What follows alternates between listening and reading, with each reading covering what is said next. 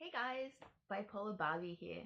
Now today, I wanted to talk about one of the most stupid things that people say to me when it comes to mental illness.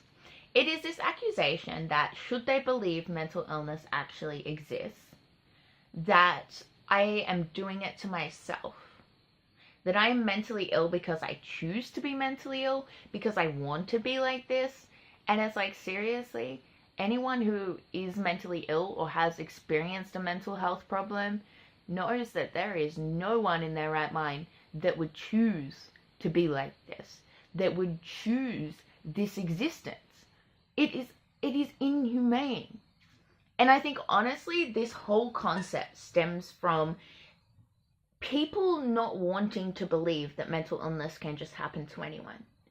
Even if you accept, okay, mental illness is real, the thought of it is so terrifying. If you have some awareness about depression, anxiety, bipolar, schizophrenia, borderline, like whatever it is, knowing that that is out there in the world, knowing that that is real and people are battling with it, and it is horrible to live with, to have to deal with, then you, I guess, in accepting that, are basically opening yourself up to the possibility that it could happen to you.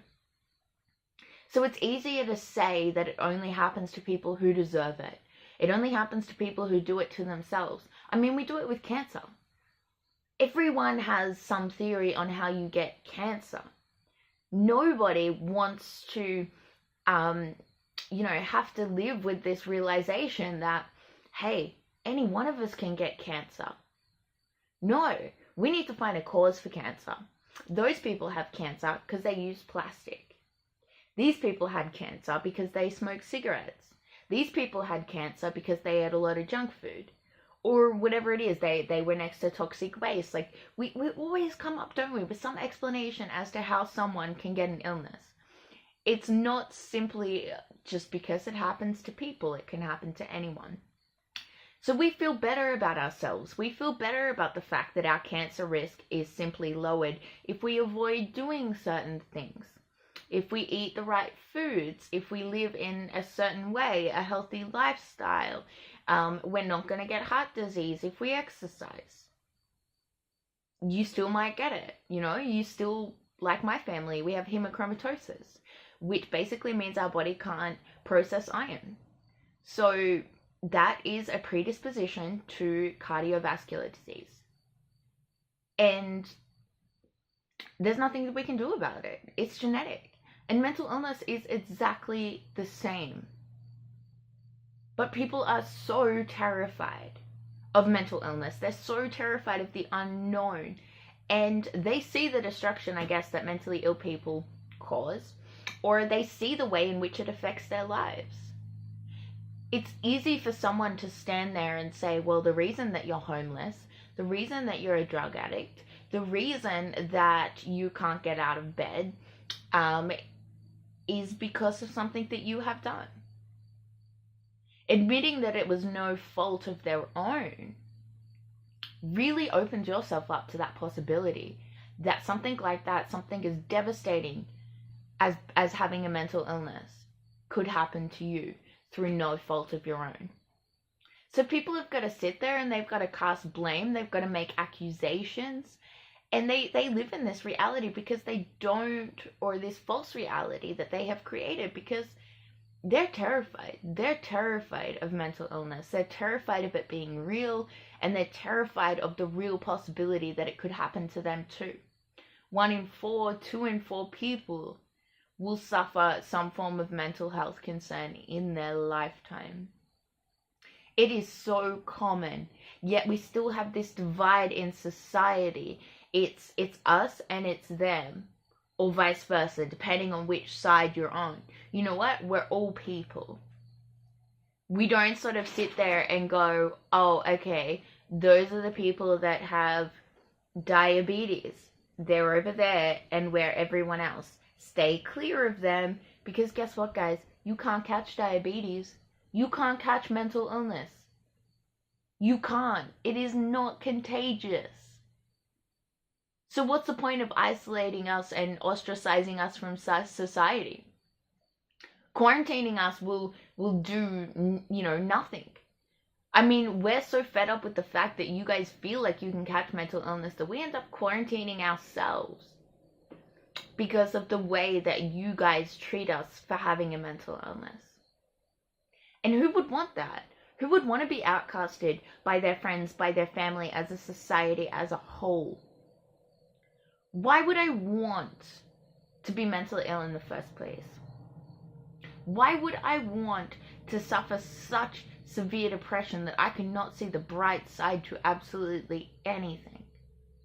Why would I want to spend all day thinking about all the different ways that I could take my life? Why would I want to live like this? Why? Why, people? Why? Why would I want my life to end up the way that it has? Why would I throw away law school?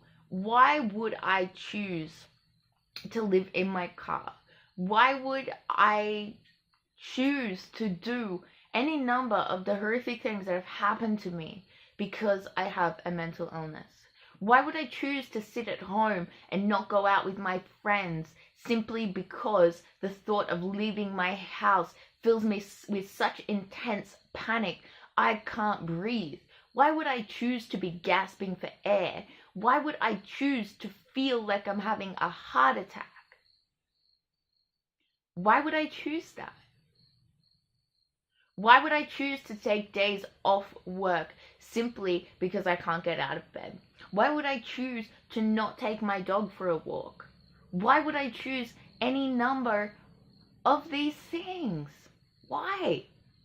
Please think about that. Next time you are telling someone that they choose to be mentally ill, please, if you have said that to someone, let me know. What is it that you actually think I am choosing to do? What benefit do you think I get out of this?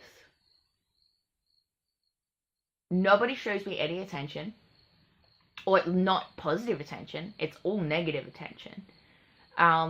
It doesn't help me financially in any way. It doesn't help me career-wise. It doesn't help me get a stable place to live.